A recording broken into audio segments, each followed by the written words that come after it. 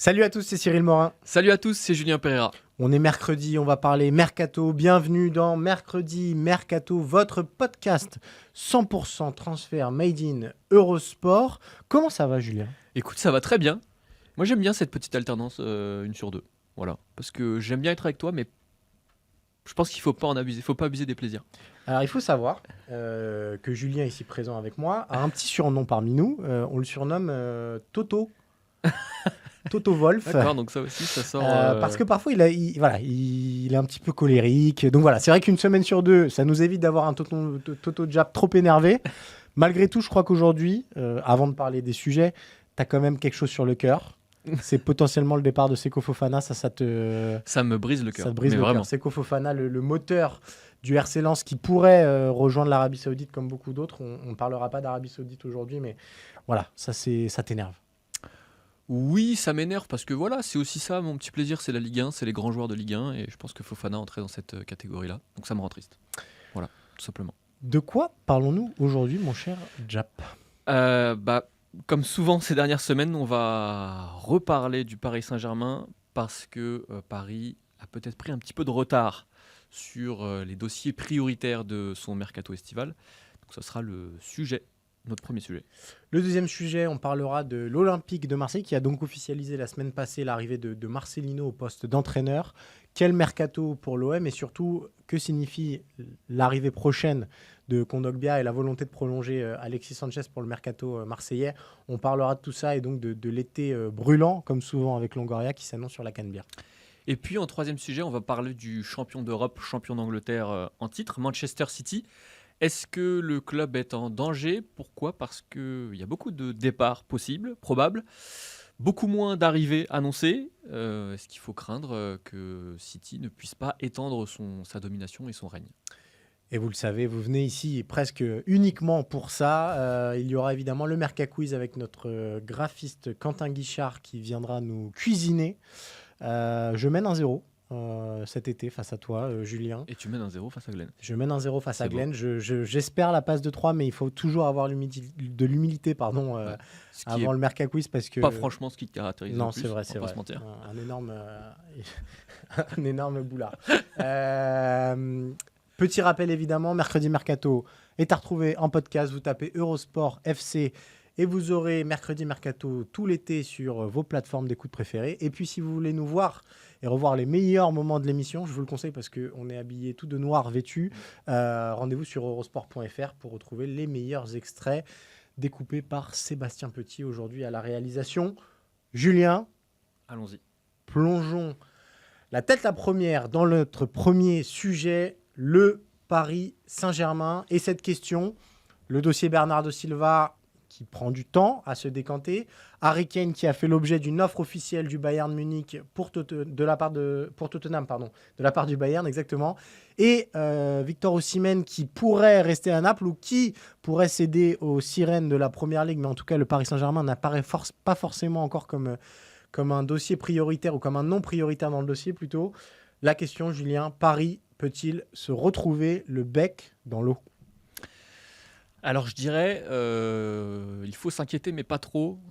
Pourquoi ? Parce qu'on attendait évidemment que le PSG soit un peu plus proactif sur justement ses cibles prioritaires, ces joueurs qui sont des références à leur poste, surtout après la saison vécue par le Paris Saint-Germain, surtout aussi après le départ de Lionel Messi qui quand même offre un peu plus de confort sur le plan financier, plus de possibilités sur le plan financier. Et finalement, on se rend compte que même pour des joueurs pour lesquels il aurait pu avoir de l'avance, ce n'est pas le cas. On prend l'exemple d'Harry Kane. Finalement, le Bayern est arrivé relativement tard sur le dossier aussi, parce qu'il y a eu beaucoup de changements au sein du club. C'est un admirateur de longue date quand même, le Bayern. Oui, bien sûr. Mais après, on va y venir, mais je pense que le PSG paye aussi ce qu'il est, à savoir un club finalement assez instable dans son projet.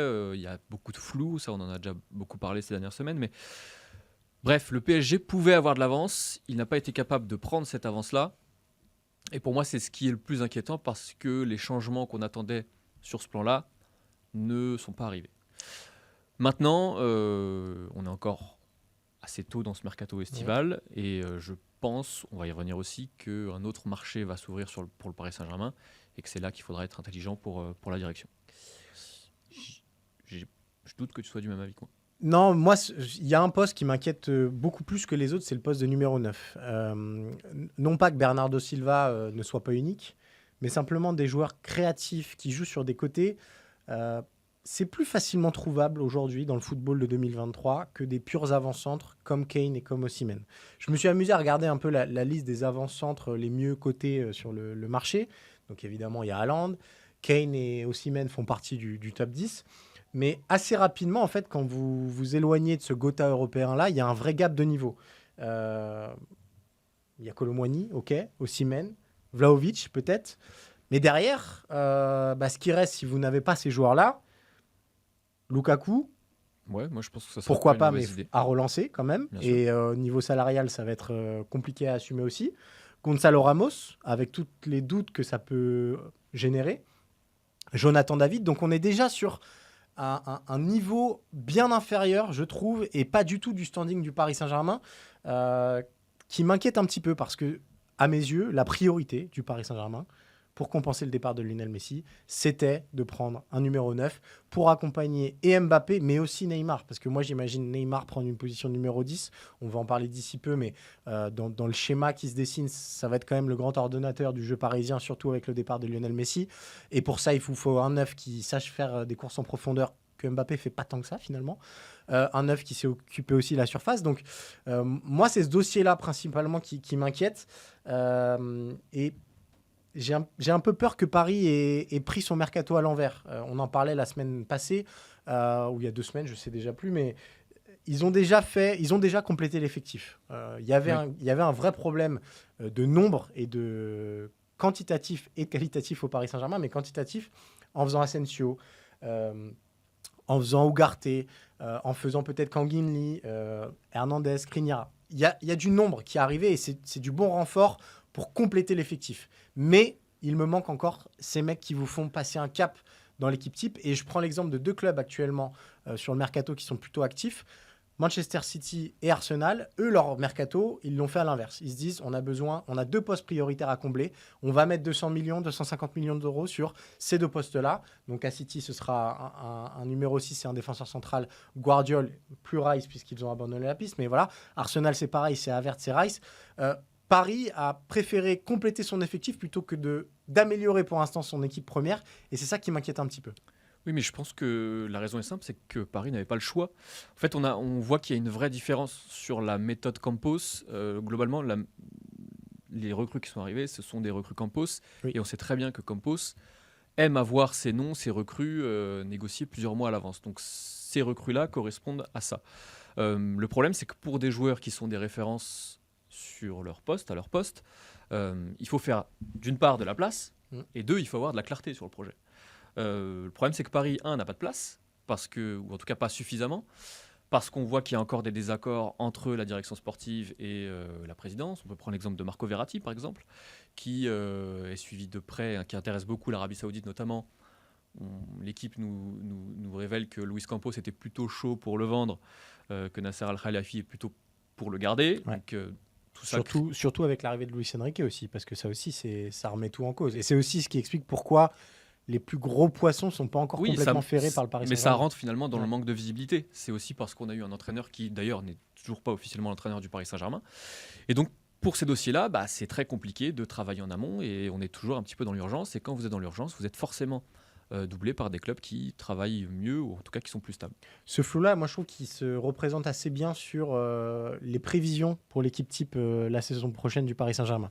Déjà, on ne sait toujours pas si Paris va jouer en 4-3-3 comme le fait traditionnellement Luis Enrique, ou si Paris va garder son système à piston et donc une défense à 3, comme le voulait Campos depuis son arrivée et comme Campos n'a cessé de le faire. Quand on regarde pour l'instant l'identité des joueurs qui ont rejoint le Paris Saint-Germain, et notamment en défense, prendre Skriniar et Lucas Hernandez, ça indique quand même quelque chose de, a priori, vu qu'il y a Marquinhos, qu'il y a Kimpembe, que Danilo peut jouer à ce poste-là, que Mukiele est polyvalent, il y a quand même une grande chance de jouer à 3 derrière. Mais est-ce que Luis Enrique voudra ça? J'en suis pas sûr. Et surtout, il y a encore des vrais points d'interrogation à des postes clés, que ce soit en 4-3-3 ou en 5-3-2 ou en 3-5-2, peu importe l'animation. Mais en 4-3-3 au milieu de terrain, est-ce que Ugarte, Fabien Ruiz, Verratti sera suffisant? J'en doute. Qui remplacera Lionel Messi sur l'aile droite? On a parlé de Bernardo Silva, c'est un dossier qui est très compliqué et c'est vraiment pas une garantie. Est-ce que Asensio suffit à remplacer Lionel Messi? Je pense que la réponse est dans la question.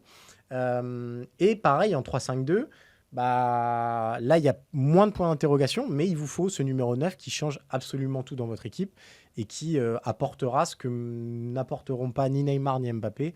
Tout ce qu'on disait tout à l'heure, de la présence dans la surface, des courses en profondeur, du harcèlement aussi peut-être un peu sur les premiers relanceurs. Donc Paris n'est pas en retard, mais malgré tout, va falloir que Campos et Luis Enrique se mettent très très vite d'accord sur la volonté tactique commune et sur les profils à cibler, parce que sinon, Paris va se faire doubler sur ses dossiers prioritaires. Et Paris risque de se retrouver rapidement sur un mercato de second couteau pour des postes qui devraient normalement améliorer leur équipe type. Finalement, la plus-value dont tu parlais pour le milieu de terrain, c'était Gundogan, globalement.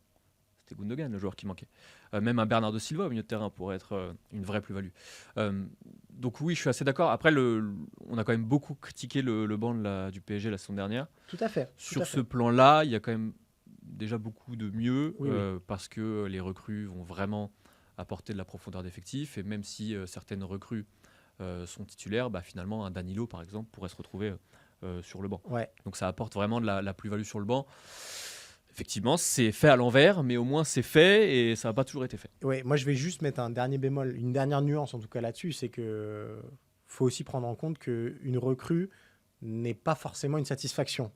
Et la saison passée, on se souvient que Paris avait beaucoup recruté au milieu de terrain, et c'est vrai qu'en nombre, Fabian Ruiz, Renato Sanchez, Carlos Soler, on se disait, y a du monde pour jouer au milieu de terrain, sauf que les trois étaient aussi décevants les uns que les autres, et que on se retrouve finalement avec le même problème chaque été. On espère pour eux que ces recrues vont donner satisfaction au Paris Saint-Germain, mais c'est pour ça que moi je parle d'amélioration de l'équipe type. Il faut prendre des mecs dont on sait qu'ils améliorent à 100% l'effectif parisien et le niveau de l'équipe première parisienne. Et les trois qu'on voit à l'image, Kane, Osimhen ou Bernardo Silva, on est à peu près sur ce genre de joueurs-là, quoi. Tout à fait. J'ai rien de plus à ajouter, c'est exactement mon avis, Cyril. Voilà. Pour une fois qu'on est d'accord, Julien, parce que ça ne sera pas le cas sur les sujets. Exactement. On va passer au deuxième sujet et à l'Olympique de Marseille qui entre enfin dans son mercato. C'est lié à l'arrivée officialisée, en tout cas la semaine passée, de Marcelino au poste d'entraîneur. Pablo Longoria est revenu de son voyage aux États-Unis pour parler avec le clan McCourt, et Pablo Longoria va reprendre sa partie de football mercato géante, de football manager géante qu'il aime tant. On va se poser une question toute simple. Que signifie le début de mercato marseillais, Julien? On va parler d'un premier cas qui est a priori la première recrue marseillaise. Il reste encore des détails à faire, mais l'Atlético de Madrid est vendeur. Kondogbia veut venir. Ça devrait se faire. Kondogbia à l'OM. Déjà, peut-être ton avis sur ce transfert-là, Julien. Est-ce que c'est une bonne pioche sur le papier pour Marseille?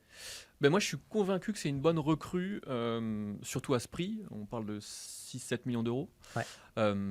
Parce que c'est un joueur d'expérience, c'est un joueur qui connaît l'environnement d'un grand club, comme l'Atlético Madrid. C'est aussi un joueur qui connaît Marcelino et qui est apprécié par Marcelino. Et finalement, ça colle à ce que fait Marseille depuis plusieurs mois maintenant, à savoir vraiment travailler sur le fond de l'effectif, sur la qualité de l'effectif, en apportant des joueurs qui ont une vraie expérience et qui ont une vraie valeur sportive.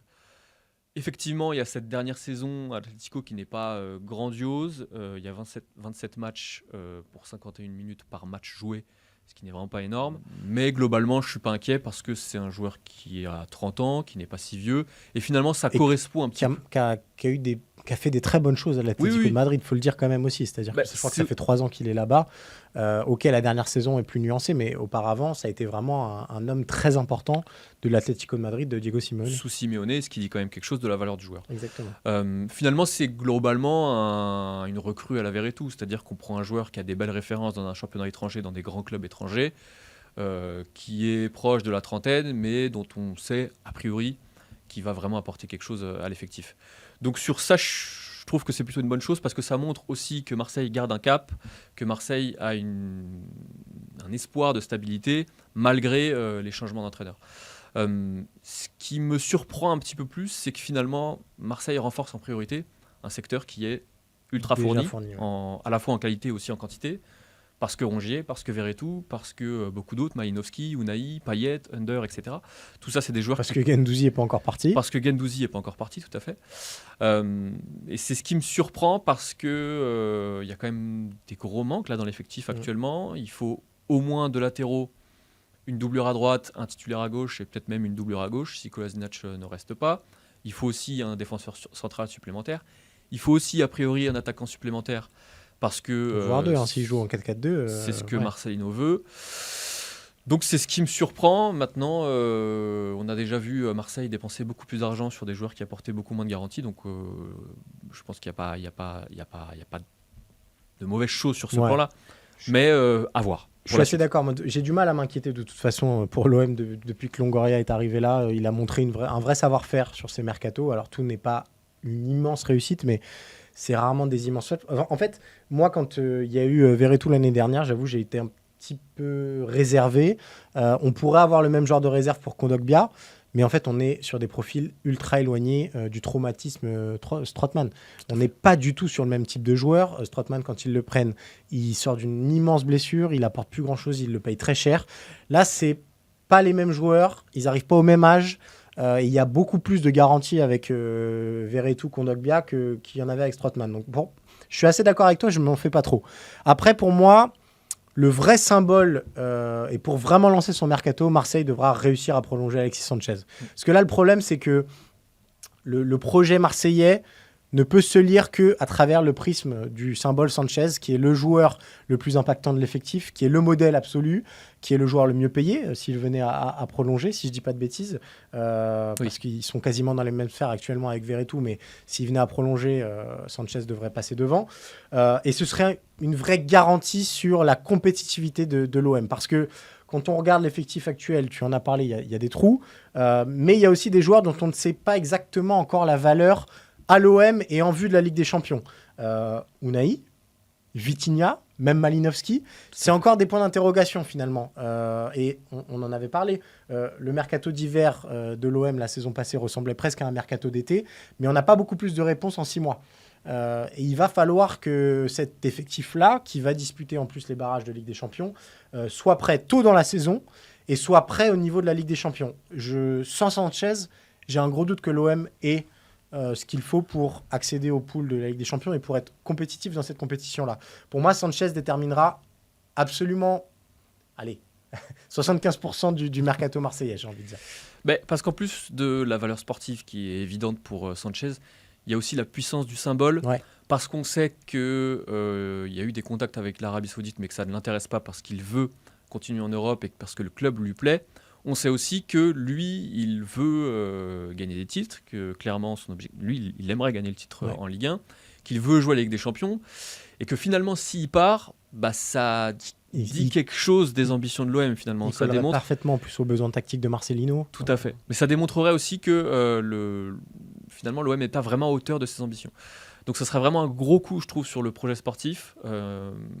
Mais effectivement, à l'heure actuelle, beaucoup de choses dépendent d'Alexis Sanchez. Il y a juste une chose, moi, qui m'inquiète un petit peu, même si on peut le nuancer aussi, c'est la question salariale. Parce que Kondogbia, a priori, selon les informations de l'équipe dévoilées ce mercredi, va évoluer dans les très hautes sphères de la grille salariale de l'Olympique de Marseille. Et finalement, des gros salaires, il y en a toujours eu à Marseille, même parfois pour des joueurs qui ne les méritaient pas forcément, dans un passé pas si lointain d'ailleurs. Mais ce qui m'inquiète, c'est que ça risque quand même de faire monter la valeur moyenne, le salaire moyen au sein du club, et que ça va peser très lourd sur la masse salariale, et que du coup, on sait que Marseille a réduit son déficit au fil des saisons depuis 2-3 saisons. On est quand même passé de moins 100 millions à moins 30 millions la saison dernière. L'OM est passé sans problème face à la DNCG, ce qui n'est pas encore le cas de tous les clubs de Ligue 1. Ça aussi, c'est très récent. Mais finalement, c'est quand même beaucoup lié au résultat sportif, parce que vous créez de l'effusion, vous remplissez votre stade, vous pouvez augmenter les revenus marketing, et que s'il n'y a pas cette Ligue des Champions-là, finalement, tout ce modèle-là risque de franchement tanguer, et ça risque de coûter cher après sur plusieurs années, parce qu'on rappelle quand même que si Marseille peut s'offrir des joueurs qui sont payés aussi cher, c'est aussi parce qu'il y a une méthode qui est, on va dire, technique. J'allais dire moderne, mais je ne sais pas si... Moderne, voilà. La modernité n'est pas forcément gage de qualité. Tout à fait, mais globalement, on a des salaires qui sont très étalés, il y a des parts variables qui sont énormes. Et donc, tout ce modèle tient quand même beaucoup aux résultats sportifs avec des champions. Et, entre guillemets, l'OM est obligé d'être quasiment un deuxième régulier de Ligue 1 et qualifié tous les ans Ligue des Champions. Je pense qu'on est dans la situation la pire pour Longoria, en fait, avec cette espèce de barrage et cette incertitude qui plane autour de la Ligue des Champions, parce que je pense qu'il a envie de faire des choses. On le sait, il a une espèce de théorie où il dit que chaque été, il faut renouveler entre 40 et 50% de l'effectif. Et d'ailleurs, Kondogbia, globalement, je trouve que ça rentre assez bien avec cette stratégie-là, enfin cette volonté-là de renouveler l'effectif. Oui, tout à fait. Mais ce que je veux dire, c'est que c'est déjà pour tout directeur sportif de base et pour tout président, avoir cette épée de Damoclès, c'est pas le terme, mais avoir un peu le cul entre deux chaises, de savoir est-ce que je mise tout sur la Ligue des Champions, mais si ça passe pas, ça va être très très chaud, ou est-ce que j'essaye de limiter les dépenses, et si on arrive à se qualifier, on pourra aligner les millions. C'est déjà embêtant pour n'importe qui, mais pour Longoria, qui prévoit vraiment très à l'avance la politique sportive, qui calcule un petit peu ses coûts, je pense que c'est encore pire. Donc voilà, il va falloir quand même qu'on y voit clair un petit peu plus vite quand même, parce que là, ça va arriver très très vite, ce barrage de Ligue des Champions. Mais encore une fois, Kondogbia, c'est la marque Longoria, et moi j'ai du mal à m'en faire pour l'OM tant que Longoria et Ribalta seront aux manettes. Et puis il y a aussi un enjeu sur la confiance dont bénéficie Longoria de la part de Franck McCourt aussi, qui est importante, parce que si Marseille s'en sort depuis 4 ans, c'est parce que McCourt remet les caisses à flot quasiment chaque année. Et pour l'instant, il fait confiance à Longoria, et il a plutôt raison de le faire, en tout cas de ce qu'on voit des résultats de l'OM. Maintenant, il faut faire attention, faut soigner cette relation-là. Et effectivement, s'il n'y a pas de Ligue des Champions la saison prochaine, ça risque d'être très dur à court terme, mais aussi à moyen terme pour l'OM. On parlait de Ligue des Champions, Julien. On va passer au dernier sujet de ce mercredi mercato pour parler du tenant et de l'homme de l'équipe qui s'est couronnée cette saison en Ligue des Champions, Manchester City, avec une question un peu provocatrice au premier abord, mais qui nous divise, Julien et moi. La question est toute simple. Manchester City est-il en danger dans ce mercato ? Pourquoi cette question ? On vous fait le récapitulatif finalement des mouvements prévus dans le sens des départs, notamment pour Manchester City. Gundogan est donc parti, fin de contrat. Bernardo Silva est très courtisé et a des envies de départ. Riyad Mahrez est très courtisé et a des envies de départ. Kyle Walker a des envies de départ, notamment, et a des pistes, notamment le Bayern Munich. Joao Cancelo est revenu dans l'effectif et pourrait lui aussi... devrait même partir, puisqu'on sait qu'il y a eu une rupture avec Pep Guardiola, auquel s'ajoutent aussi Aymeric Laporte et Calvin Phillips, qui n'avaient pas la même importance, mais qui malgré tout font partie de l'effectif et qui permettent une compétitivité très haute dans cette rotation-là. D'où ma question, Julien, City est-il en danger ? Alors ma réponse, je ne suis absolument pas inquiet pour Manchester City, et je pense même que c'est nécessaire après la saison qu'a réalisé Manchester City la saison dernière avec le triplé, de renouveler beaucoup plus en profondeur que lors des saisons précédentes, parce que vous devez quand même au bout d'un moment aller chercher des joueurs qui ont besoin de gagner des titres pour donner une autre allure à leur CV, parce qu'il y a quand même l'usure mentale, l'usure psychologique qui compte. Et justement, je pense à Bernardo Silva, j'ai vraiment la sensation qu'il a fait le tour à Manchester City et que pour lui, il n'y aurait même plus d'intérêt à rester à Manchester City. Parce qu'il veut voir autre chose, qu'il a besoin de voir autre chose et qu'il a le sentiment d'être arrivé au bout de son aventure à Manchester City. Et je ne suis pas sûr que ce soit le seul joueur dans ce cas-là. Donc je ne suis pas du tout inquiet et j'ai même plutôt la certitude que Manchester City va faire les choses intelligemment. C'est en tout cas ce qu'on voit sur ces premières semaines.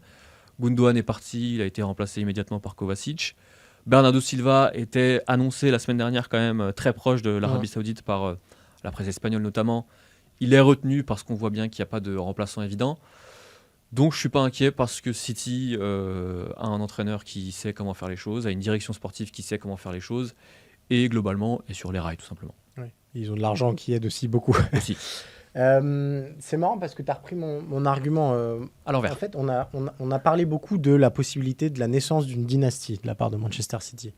Et pourtant, le titre qu'ils ont décroché en Ligue des Champions, c'était l'aboutissement de quelque chose, l'aboutissement d'un projet. Tu as pris le cas de Bernardo Silva, mais il va aussi ça va aussi pour Kyle Walker, ça va aussi pour Gundogan, ça va aussi pour tous ces joueurs qui sont là depuis des années, qui forment finalement l'ADN de Manchester City et qui ont fait le tour à Manchester City. Moi, quand on me dit que le tenant du titre de la Ligue des Champions peut perdre 4 à 5 joueurs titulaires, oui, je m'inquiète. Malgré tout, je m'inquiète. Alors oui, il y a Pep Guardiola, oui, il a tout prévu, etc. Mais c'est pas n'importe quel joueur en plus qui part, parce qu'il faut aussi se rendre compte que dans tous les joueurs qu'on a cités, c'était peut-être les joueurs qui avaient le plus révolutionné tactiquement Manchester City. Bernardo Silva, il a eu des rôles hybrides et ultra précieux dans toutes les versions de City de Guardiola. Joao Cancelo, ok, il est parti l'hiver dernier, ils ont gagné la séance sans lui, mais malgré tout, il a fait partie pendant 2 ans de la révolution du poste de latéral et d'une nouvelle invention de la part de Pep Guardiola. Remplacer ces gars-là, c'est pas aussi simple que ça. Et surtout, on l'a vu avec Grealish. Grealish, il lui a fallu 1 an avant de donner la pleine mesure de son talent. Si vous perdez 4-5 joueurs titulaires, que vous le remplacez maintenant, par 4-5 joueurs sans doute de très grand talent, mais qui vont avoir besoin d'un temps d'adaptation, forcément, votre rendement, il va baisser. Donc moi, je ne serais pas aussi serein que toi pour Manchester City. Je pense qu'ils ont une base largement suffisante pour dominer la Première Ligue et je ne suis pas sûr qu'on reverra une saison aussi réussie de la part de Arsenal, par exemple. Peut-être que Liverpool pourra reprendre le flambeau, peu importe, mais je pense qu'ils ont encore une marge suffisante sur la Première Ligue. En revanche, en Ligue des Champions, ils ont perdu quand même des valeurs sûres qui seront très très dures à remplacer parce qu'ils étaient des profils uniques dans le jeu inventé par Guardiola. Ouais, je suis d'accord avec tous tes exemples. Il y en a d'autres. Il y a Akanji. On n'attendait pas du tout autant de lui. Il y a John Stones aussi. On n'imaginait certainement pas qu'il soit capable de tenir le rôle qu'il a tenu la saison dernière, avec aussi un rôle hybride. On avait de gros doutes sur l'intégration d'Haaland et des doutes qui ont même duré plusieurs mois en début de saison dernière. Finalement, ils ont été dissipés et je pense définitivement. Donc encore une fois, je ne suis pas inquiet parce que je pense que Guardiola est capable de faire de joueurs qui ne sont pas encore au pic de leur performance, au pic de leur forme, de tirer 100% de ces joueurs-là. Et on a vu des exemples, donc, avec Akanji notamment. Donc vraiment, alors oui, il y a le temps d'adaptation. Akanji, il a eu beaucoup de temps d'adaptation, je suis pas sûr. Ouais, ça a duré 3 semaines. Ouais. un peu plus, mais... Non, mais en fait, je suis convaincu que c'est pas tellement une question de qualité du joueur et qualité intrinsèque du joueur, c'est aussi une question d'environnement, d'entraînement, de dynamique du club. Et encore une fois, Manchester City est tellement sur les rails que je pense que même avec un joueur qui est très fort et qui n'a pas encore le potentiel d'être une référence mondiale, vous êtes capable de compenser des grosses pertes, tout simplement. T'as été bon, Julien. Comme finalement, souvent. tu vois, je suis en train de me dire, c'est vrai que j'avais des bons exemples, je pensais te mettre en difficulté. Mais même et pas. tu m'as bien retourné tout ça pour vous situer aussi et pour ajouter quelque chose d'important quand même. Oui, parce que dans les recrues potentielles, Oui, voilà, il y a Kovacic qui est quand même pas le parfum de l'année. Ouais. Et il y a Josko Gvardiol qui va être recruté a priori pour une somme qui tourne ou qui dépasse les 100 millions d'euros et qui est globalement au poste de défenseur le plus gros prospect en Europe. J'aimerais pas être attaquant de pointe et me frotter à la défense Ruben Dias, Guardiol. Je pense qu'on n'en ressort pas indemne. Surtout avec notre cardio. Oui, surtout avec notre cardio. Mais alors, c'est marrant parce qu'on ne va pas ressortir indemne et notre cardio va y passer aussi. C'est l'heure tant attendue du Merca Quiz. On accueille Quentin Guichard, notre graphiste. Salut messieurs, ravi de vous retrouver. Comment allez-vous ? Mal. Ah Mal déjà. Alors, faut savoir, vous n'avez peut-être pas le retour écran, mais on va vous le dire. On est tous les trois habillés en noir. C'est devenu pompefunèbre.fr, notre podcast. Par contre, toi, on parlait de moi qui est le boulard. Sur ton t-shirt, il y a marqué titulaire, quoi. Ouais. Mais t'es titulaire de quoi ? Titulaire du permis de Merca Quiz, toutes les semaines. Ouais. Titulaire, mais tu rentres quand même que pour les 10 dernières minutes de l'émission. C'est vrai, mais pour être plutôt super sub, j'ai l'impression. Ouais. Et plutôt sub oui, mais il n'y avait super pas de t-shirt super sub. Alors voilà. Mais alors, Quentin, je suis pas forcément très heureux de te voir, mais faut quand même dire quelque chose à nos auditeurs. Tu sens bon. Voilà, tu sens bon. Ah bah écoute, voilà. J'aurais aimé te retourner le compliment, malheureusement. J'ai fait toute une émission avec Cyril, je peux te dire que je vois la différence. Allez, c'est gratuit. De quoi parlons-nous aujourd'hui, Quentin ? C'est quoi déjà le principe du truc, Le principe, bien sûr, je vais dérouler la carrière d'un joueur en activité, très important. Et le premier de vous deux qui découvre l'identité de ce joueur remporte le duel. Mais avant le tout premier indice, la règle Pereira-Morin. Ah, tu t'es pas trompé cette fois-ci. Ouais, j'ai réfléchi, je me suis concentré. Ça t'arrive pas si souvent. Ah ouais, là, je peux te dire. Et Donc la proposition d'un nom de joueur avant même le tout premier indice. Je sens que vous allez être sur une bonne piste là. Je peux faire une confidence? Confidence Je pour suis tendu. confidence. Vas-y. Mais Je suis tendu, mais tendu. chaque Non, semaine. D'habitude, je suis détendu. Là, j'ai de l'attention. Mais ça, tu sais ce que c'est? C'est ton col de chemise là qui te sert le. Non, mais ça, le- c'est un très grand classique chez moi. Mais ça n'a rien à voir. C'est un- ah ouais. Non. Mettre des chemises quand il fait 40 degrés? Oui. D'accord. Alors, je vais commencer parce que j'ai développé toute une théorie. Ah oui, alors allons-y. J'ai harcelé Quentin, n'ayons pas peur des mots, en essayant d'avoir des indices. Il ne cède jamais, sachez-le. Et surtout, je me suis inventé une petite histoire. Je me suis dit, il a fait d'abord un Français, puis un Espagnol qui a été très vite. Ah, c'est Je me bête. suis dit, il va faire un Français, mais qui évolue dans le nord de l'Europe. Voilà, je sais pas pourquoi. Donc je vais dire Lucas Touzard. Le Lucas Touzard, joueur c'est pas du bête. Hertha Berlin. Tout à fait. Qui va Eh bien, Qui anime le mercato. Et bah c'est pas lui. Eh, c'est pas lui, non. Classique. Eh ben moi, j'ai pas fait d'histoire. Pour moi, c'est Francis Coquelin. C'est pas lui, mais on l'embrasse, Francis, qui nous salue. nous Je regarde regarde. pas. Non. Non Non, je pense pas. J'aimais Il a, beaucoup il a jouer. mieux à faire. Ouais. J'aime beaucoup jouer. Comme beaucoup de monde. Hein. Il joue Mais même pas nous, pour là, tu vois. Villarreal. Villarreal Villarreal. toujours. Tu veux pas avancer un peu? Parce qu'à chaque fois, on bouffe l'antenne. Là, c'est. Bon, allez. Ouais. Allez, c'est On y parti. va, assez rigolé. Il n'y a pas de Joker Dupuis cette semaine. T'appelles bah, personne, Julien? Est-ce Non. que vous voulez. Pas cette semaine. Non, il est non, pas non. encore. Il est pas encore assez aux Non, avoirs. faut être stratégique sur le Joker et c'est pas le moment. Très bien. Bon, très bien. Je commence le football dans les équipes de jeunes de l'Ajax Amsterdam, Putain. Van den Boomen. du FC Omniworld au FC Spartan, puis je découvre l'AZ Alkmaar lors de la saison 2005-2006, De Jong. mais je ne joue que 2 matchs professionnels lors de cette saison. Ryan Babel. Un an après mes Huntelaar débuts, en juin 2007, pour me permettre Oui, d'engranger de l'expérience, je suis prêté au NEC Nîmes. Après une adaptation plutôt difficile avec mon nouveau club, j'enchaîne les bonnes performances pour finir la saison c'est Robben, non? sur un bilan de 9 buts en 31 matchs. Ah. À la fin de mon C'est prêt, un offensif. je retourne à l'AZ Alkmaar alors que j'avais l'opportunité de rester disputer la Coupe de l'UEFA avec le NEC Nîmes. Dès mon retour à Alkmaar, T'es en quelle année là? là on est en 2007-2008, donc 2008 là. Dès mon retour à Alkmaar, Drante. je dois me faire opérer du pied gauche, ce qui m'éloigne des terrains pour quelques temps. C'est en partie à cause de ça que ma saison est jugée décevante malgré un titre de champion des Pays-Bas. C'est pas Basdos, il est pas formé à Ajax. Après le départ de mon entraîneur Louis van Gaal au Bayern Munich, je réussis à saisir la chance qui m'est accordée par mon nouvel entraîneur Ronald Koeman et marque de nombreux buts tant en championnat qu'en Ligue des Champions. C'est pas Ryan Babel, on est d'accord. Je te le redis, mais t'es Non, sûr? Tu T'as peux le vérifié? retenter. Retente-le une troisième fois. Je me le garde pendant 2 minutes quand j'aurai plus de nom. Pas Weghorst non plus, il est pas formé à Marseille. Bien qu'ayant joué pour l'équipe des moins de 21 ans des Pays-Bas, Ah. je choisis de jouer pour l'équipe nationale du Suriname, car mes parents sont surinamais. En 2009, je suis appelé dans l'équipe du Suriname par l'entraîneur de l'équipe Wensley Bundel pour la Parbo Beer Cup. Je marque Suriname. 2 buts Mais oui, en 3 c'est matchs un ailier. et aide le Suriname à terminer 2e du tournoi, juste derrière la Guyane. On est en sélection A là. On est en sélection A. Le tournoi n'étant pas placé sous les règles de la FIFA, je suis toujours C'est sûr que c'est éligible. pas Ryan Babel. C'est Ryan Babel. Ah là là. Non, pas du tout. Non, mais comment il s'appelle Tu veux que je te donne son nom? Oui. Je marque 2 buts donc en 3 matchs pour aider le Suriname à terminer 2e du tournoi, juste derrière la Guyane. Donc le tournoi n'étant pas placé sous les règles de la FIFA, je suis toujours éligible à une convocation avec les Pays-Bas. Donc Ah. il va aller aux Pays-Bas. En mai 2010. Je suis donc appelé par l'équipe nationale néerlandaise dans le cadre des préparatifs de la Coupe du Monde 2010. Cependant, l'entraîneur Bert van Marwijk a annoncé que je ne ferais pas partie des 23 joueurs Ah, bah, participants super. au mondial. Tu joues toujours Ça à. servait tu vraiment à joues, grand chose cette ligne là. Il joue où maintenant là? En juin. Bah, je vais pas dire maintenant. ouais, Non, pas maintenant, mais là, dans ta narration, dans ton Arrête, storytelling. Écoute bien. Ouvre Ouais, tes oreilles. les écoutilles. En juin 2010, je rejoins le PSV Eindhoven alors que Dirk Marcellis fait le chemin inverse. Bisley. Non, Je porte le numéro 9 pour ma première année. c'est pas Bisley, il est américain. Putain, il est pas Non. sur une- En août 2010, je fais mes débuts avec les Pays-Bas contre l'Ukraine lors d'un match nul 1-1 en amical, marquant le seul but de mon équipe. J'explose sous les couleurs du PSV Eindhoven et j'aide le club à atteindre les quarts de finale de la Ligue Europa en marquant 3 buts en 11 matchs. Memphis.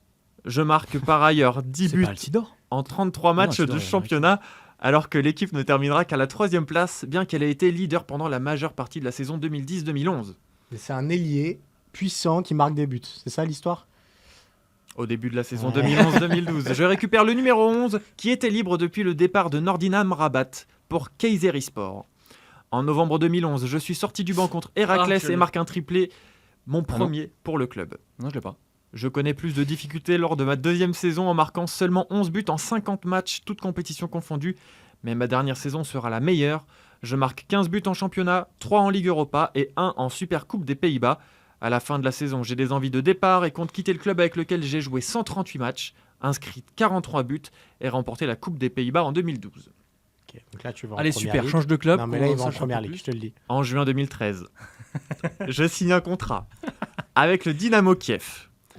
En août, je marque mon premier but lors d'une victoire 5-1 contre le club kazakh Aktobé lors des barrages retour de Ligue Europa.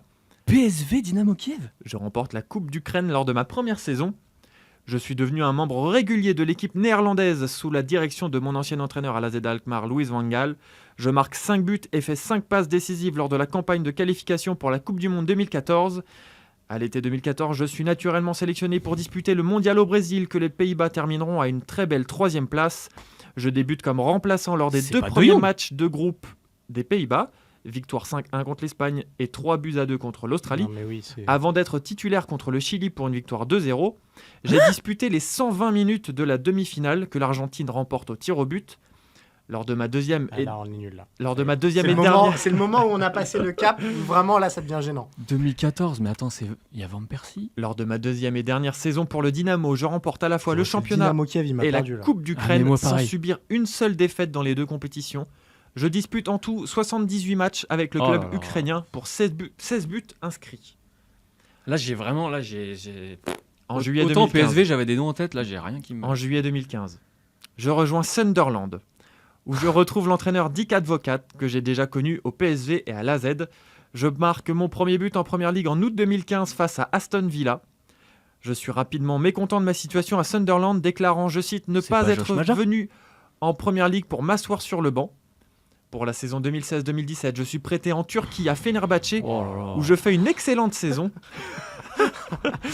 Je retourne à Sunderland où je commence très C'est bien. pas Broby, non, mais lui, il est tout jeune. mais- Broby Non, c'est pas ça. Galeuse mais- Galeuse. Non, mais c'est... Je, Je re- sais pas. je retourne à Sunderland où je T'as déjà donné son poste ou pas? Non. Non. C'est un offensif. Pour moi, c'est soit un 9, Ouais, mais soit un ailier. je pense que justement, il nous induit en erreur, mais c'est pas grave. Je retourne à Sunderland où je commence très bien avec 5 buts en 3 matchs pour finalement ne plus Ouais, non, c'est un disputer offensif. la moindre minute. En août 2017, je signe au Beşiktaş en prêt. Arrête avec la Turquie. Mais t'es sûr que c'est pas Babel? Je marque mon premier but pour le club lors d'un match nul 2-2 contre Trabzonspor, entrant en jeu en remplacement de Ricardo Quaresma. Oh là là. En juin 2018, Beşiktaş lève l'option d'achat qui a accompagné mon prêt. Bravo. Pensant avoir fait une très bonne affaire, le club turc ne me fera presque jamais jouer. Oh là là, Je prends alors du pas. poids et vois mes performances s'écrouler. Je suis prêté au Fatih Karagümrük en 2021 Ah, là, on pour va l'avoir, 16 là. matchs et 3 buts. Après n'avoir joué... Là, on va pas l'avoir, Quentin. Juste, Avoir- il te reste Non, combien de non. fiches? Ouais, parce que là, c'est fini. Je pense Il qu'on reste l'aura 2 pas. paragraphes. Bon, je pense Ouais, qu'on a- parce on que l'a. là, tu nous éloignes. Hein. Plus ça va, plus Ouais. tu nous éloignes. Genre, on voit le type de joueur et tout, mais il y aura pas le nom qui va sortir. Ouais, Tu vois ce que je veux exactement. dire? C'est Sauf ça. s'il y a quelque chose de crispy qui arrive. Mais t'es vraiment sûr que c'est pas Babel? Attends, mais je vérifie. Non, c'est pas Babel. Après n'avoir joué pour aucun club lors de la saison Ah bah. 2021-2022, bien qu'étant resté sous contrat avec Beşiktaş, je signe en juillet 2022 avec le FC Versailles qui vient Ah d'accéder au championnat national putain 1 Je l'ai pas. après son titre de champion national Lens. 2. Oh, Jermaine Lens. Bordel, bien joué. Jermaine My Lens. God. Quel parcours. Oh là là. Alors, tu Ah vois, ouais. le Dynamo. Ah, le Dynamo Alors, Kiev. tu auras remarqué qu'on s'est foutu de moi en antenne pour mes accents. Là, c'est pas Jeremy Lens, c'est Jérémy Lens. Ouais, c'est Germain Lens, quoi. C'est Germain Lens. Germain Lens. Oh là là, Jermaine la car- Lens. Eh, mais Le la mec, pareil, carrière, on c'est avantage un pas sur lui. carnage. Non mais sérieux, le gars, il brille en Eredivisie et il se dit, Ah ouais. je vais aller au Dynamo Kiev. Ouais. La logique. C'est le pif, ça. Waouh. Ouais. Ça, c'est la Pour Ouais, donc ça te terminer au dérange pas de FC faire des Versailles. joueurs. en activité. Cyril a quand même fait 18 sujets sur Versailles, mais ça te pose pas de problème. Ah non, mais attends, mais à chaque fois, il trouve une excuse. Non mais en Donc, à plus chaque c'est fois- faux. Non, En je voulais plus, m'inventer c'est une faux. excuse. Ouais, c'est vrai. voilà. ouais. Non. Et donc, Aïe, aïe, aïe. Jermaine Lens qui Ouais, a je- fini je- 5ème de national avec Versailles quand même. Pas mal. Ouais. Je C'est pensais vraiment qu'on l'aurait super. plus tôt, mais il était vraiment introuvable jusqu'à Versailles. Donc c'est pas Babel. Hein. Donc c'est pas Babel. C'est pas. Mais ça collait, franchement, ça, Ouais, il manquait ouais, juste ouais, ouais. Liverpool, C'est un mais peu ça le collait. Babel de Wish. Ouais. Ouais, On te pourrait laisse dire mettre juste- de tes propos parce qu'il il nous regarde, on le sait, Jermaine, Oui. puisqu'il est pas si loin de. Germain. Mais il est toujours là? Mais bien Oui, sûr. bien sûr qu'il est là. Bien sûr. Très bien. Waouh, et bah écoute, Eh ça ben, je fait retombe dans ma chaise. 3 Mercaquiz pour Ah moi, ouais, 3 ouais. victoires, Bah, bien 2-0 face à Julien. Ça va commencer à devenir un petit peu gênant cette Ouais, affaire. Ça l'est, là, ça y est. Ouais, moi, je suis un petit peu mal à l'aise là. La semaine prochaine, il y aura un joker. Alors, non, en la fait, semaine prochaine, je suis contre Glenn, ça va. je pense que j'ai une théorie. On est tous venus en noir ici pour les obsèques de Julien Pereira au Mercaquiz. Et voilà. Ouais, Allez. c'est vrai que là, tu brilles pas de mille feux, mais.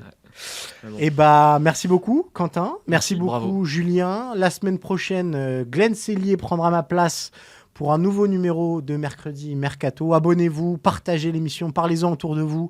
Ça fait toujours plaisir. Et encore une fois, venez sur eurosport.fr pour retrouver les meilleurs moments de cette émission, mais aussi pour suivre l'actualité, puisque vous le savez, le Tour de France démarre dans quelques jours. Ce sera à suivre en direct sur Eurosport.